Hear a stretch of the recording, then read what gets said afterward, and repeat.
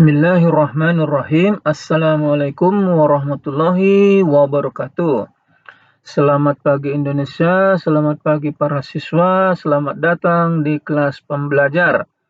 Tempatnya orang-orang membina akhlakul karimah. Dalam waktu kurang dari katakanlah sekitar 15 menit ke depan, saya akan memaparkan materi pelajaran pendidikan Pancasila dengan elemen yang kedua, yaitu Undang-Undang Dasar 1945.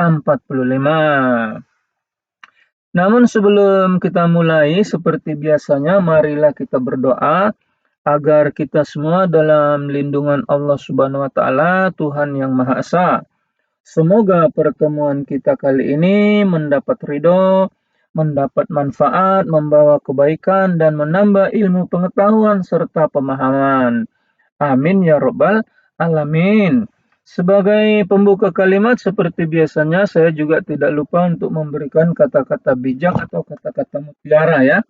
Kata-kata mutiara kita pagi hari ini adalah menyesal sama seperti mengejar bayangan kita sendiri. Baiklah, untuk tidak memperpanjang waktu, mari kita langsung saja ke slide yang berikutnya, yaitu slide judul kecil. Nah, kali ini kita lihat judul kecil kita adalah hubungan dan keseimbangan antara hak dan kewajiban. Bagaimana pentingnya katakanlah keseimbangan, hubungan keseimbangan antara hak dan kewajiban asasi manusia terletak pada katakanlah upaya menciptakan kehidupan masyarakat ya, berbangsa dan bernegara yang adil, harmonis, dan beradab. Jadi pertanyaannya, mengapa keseimbangan pelaksanaan antara hak dan kewajiban ini sangat penting? Nah, sebenarnya jawabannya banyak ya. Nah, kita ambil aja contohnya yang pertama ya. Keseimbangan antara hak dan kewajiban asasi manusia itu bisa menjaga keharmonisan sosial, keharmonisan dalam masyarakat. Jadi jika setiap orang umpamanya hanya menuntut haknya saja tanpa menjalankan kewajibannya, maka akan muncul katakanlah ketimpangan sosial, akan muncul konflik, akan muncul ketidakadilan dalam masyarakat. Dan begitu juga sebaliknya, jika seseorang hanya katakanlah menjalankan kewajibannya tanpa mendapatkan haknya, maka akan terjadi katakanlah semacam penindasan dalam masyarakat. Jadi harus ada keseimbangan antara pelaksanaan hak dan kewajiban ini. Apalagi kira-kira yang kedua, itu apabila seimbang antara hak dan kewajiban, itu akan menjamin hak orang lain. Maksudnya bagaimana? Menjalankan kewajiban adalah bentuk penghormatan terhadap hak-hak orang lain. Ketika setiap orang sadar akan kewajibannya, maka hak orang lain pun akan lebih terjamin. Batas hak kita adalah hak orang lain. Contohnya misalnya bagaimana? Kewajiban untuk menghormati perbedaan budaya umpamanya ya, tradisi, bahkan agama akan menjamin hak orang lain untuk bebas, katakanlah beribadah menurut agama dan kepercayaannya. Apalagi kira-kira pentingnya keseimbangan antara pelaksanaan hak dan kewajiban ini bisa menciptakan tatanan hukum dan ketertiban dalam masyarakat. Nah, maksudnya bagaimana? Hak asasi manusia tidak bersifat absolut, artinya pelaksanaannya dibatasi oleh hukum. Pelaksanaannya bisa dibatasi oleh moral dan ketertiban umum. Menjalankan kewajiban, misalnya ya memenuhi menjalankan kewajibannya, mematuhi hukum lah umpamanya ya. Itu adalah cara agar hak tetap bisa dinikmati bersama. Kemudian apalagi misalnya, begitu pentingnya pelaksanaan keseimbangan hak dan kewajiban ini bisa menumbuhkan rasa tanggung jawab. Maksudnya adalah menjalankan kewajiban membentuk karakter warga negara atau membentuk karakter kita ya, yang bertanggung jawab dan tidak egois. Masyarakat yang hanya menuntut haknya tanpa mau menjalankan kewajibannya cenderung lemah, dan solidaritas serta gotong royongnya juga cenderung lemah. Kalau hubungan dan keseimbangan hak dan kewajiban itu ada kesenjangan, akan terjadi ketidakseimbangan, ya, menyebabkan kesenjangan sosial dan ketidakadilan dalam masyarakat. Nah, kemudian yang berikut kira-kira apa? Kalau dalam pelaksanaan antara hak dan kewajiban ini seimbang, itu akan memperkuat negara hukum dan demokrasi. Kita tahu negara kita adalah negara hukum dan negara demokrasi, ya.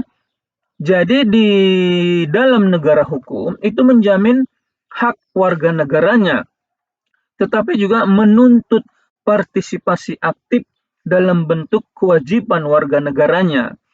Misalnya apa?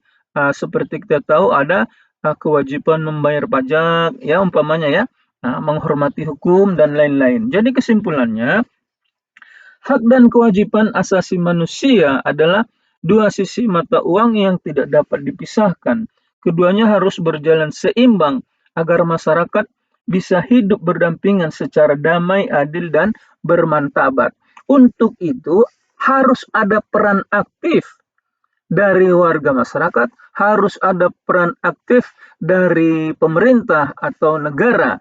Jadi dua-dua, peran warga negara dan peran pemerintah sangat penting untuk menjaga keseimbangan ini.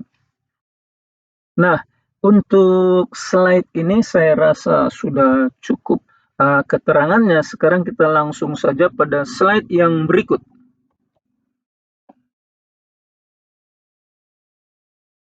Nah, sekarang kita lihat tantangan dan realita di Indonesia. Bagaimana gambaran pelaksanaan, katakanlah bagaimana gambaran keseimbangan pelaksanaan antara hak dan kewajiban warga negara? Nah, kita belum jelas gambarannya seperti apa, ya.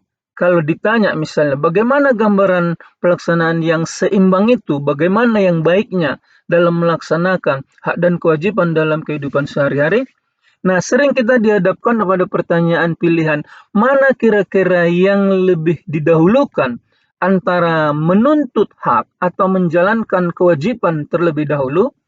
Jadi sebetulnya secara prinsip dan etika sosial, mendahulukan kewajiban sebenarnya seringkali dianggap lebih baik dan lebih bijaksana daripada menuntut haknya lebih dulu, padahal kewajibannya belum dilaksanakan.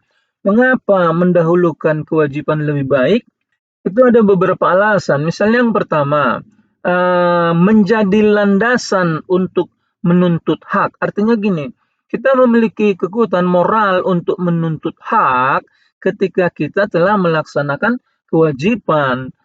Misalnya apabila kita sudah mengerjakan suatu pekerjaan, baru kita bisa menuntut hak dalam bentuk gaji, dalam bentuk upah, dalam bentuk tips, dan lain-lain. Begitu juga umpamanya seorang pelajar atau seorang siswa yang rajin belajar, sebagai kewajibannya belajar, lebih pantas menuntut haknya untuk mendapatkan penilaian yang adil, penilaian yang lebih baik daripada katakanlah siswa yang malas belajar atau bahkan jauh dari rajin belajar.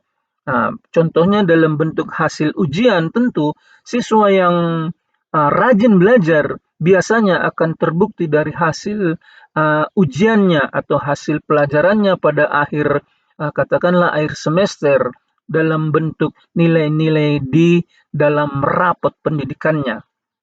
Kemudian mengapa mendahulukan kewajiban lebih baik? Yang kedua misalnya apa?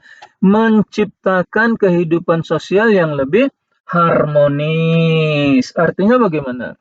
Jika semua orang lebih dahulu menjalankan kewajibannya, maka hak semua orang secara otomatis akan terpenuhi. Misalnya bagaimana? Kalau semua orang taat lalu lintas, umpamanya, ya, ini contoh berlalu lintas. Kalau semua orang di jalan raya itu taat pada aturan lalu lintas, maka hak kita untuk aman di jalan itu akan tercipta dengan sendirinya. Kemudian yang ketiga apa misalnya? Apa alasannya? Mengapa mendahulukan kewajiban lebih baik? Itu menunjukkan tanggung jawab dan kedewasaan kita. Orang yang mengutamakan kewajiban lebih dihormati karena menunjukkan sikap tidak egois. Dia sabar terhadap tanggung jawab sosialnya. Apalagi kira-kira mengapa mendahulukan kewajiban itu lebih baik? Karena menjadi teladan dalam masyarakat. Dalam masyarakat yang kompleks seperti kita sekarang ini ya, orang-orang yang mendahulukan kewajibannya terlebih dahulu biasanya akan mendorong budaya saling menghargai dan gotong royong. Umpamanya contohnya saja kita lihat dalam budaya katakanlah antri ya. Kalau orang yang dahulu datang sebaiknya memang dia berada di depan, dan orang yang belakangan datang itu memang seharusnya mendahulukan orang yang lebih dahulu datang. Namun katakanlah kita mendahulukan kewajiban daripada hak ya, bukan berarti kita harus diam saja ketika hak kita dilanggar ya. Jika kita terus-menerus menunaikan kewajiban kita tetapi hak kita tidak dipenuhi, maka itu bisa menjadi bentuk ketidakadilan. Justru akan menyebabkan apa yang kita sebut dengan penindasan. Contohnya bagaimana? Jika seorang pekerja atau buruh ya, yang terus-menerus bekerja, melaksanakan kewajibannya, menunaikan kewajibannya, tetapi tidak dibayar oleh tuannya, tidak dibayar haknya dengan baik, ini pekerja tadi sebenarnya berhak memperjuangkan keadilannya, berhak menuntut haknya dalam bentuk upah, dalam bentuk gaji, dalam bentuk tips, dan lain-lain. Jadi kesimpulannya, kalau kita lihat kenyataannya, realitanya di Indonesia, ternyata pelaksanaannya itu sebenarnya bisa kita lihat. Yang pertama, masih banyak sebenarnya warga negara kita belum merasakan kesejahteraan haknya yang seyogianya dipenuhi oleh negara. Kenyataan yang kedua, banyak pejabat di negara kita kadang-kadang ya, ini kita bisa lihat di media massa, banyak pejabat yang sering mendahulukan hak pribadinya daripada kewajibannya. Ini bisa menimbulkan KKN. Apa yang kita sebut KKN itu adalah korupsi, kolusi, nepotisme. Mudah-mudahan kita dan keluarga kita, sanak saudara kita, jangan ada yang terlibat KKN. Oleh karena itu, perlu kesadaran bersama untuk memperbaiki ketidakseimbangan pelaksanaan hak dan kewajiban ini. Perlu kesadaran bersama bukan hanya warga negara, tapi juga pelaksana negara. Jadi kita sama-sama warga negara dan negara sama-sama mempunyai niat yang baik dan mempunyai keinginan yang baik dan mempunyai bukti kerja yang baik untuk pelaksanaan hak dan kewajiban ini secara seimbang. Nah, untuk slide ini saya rasa sampai di sini saja. Kita langsung ke slide yang berikutnya.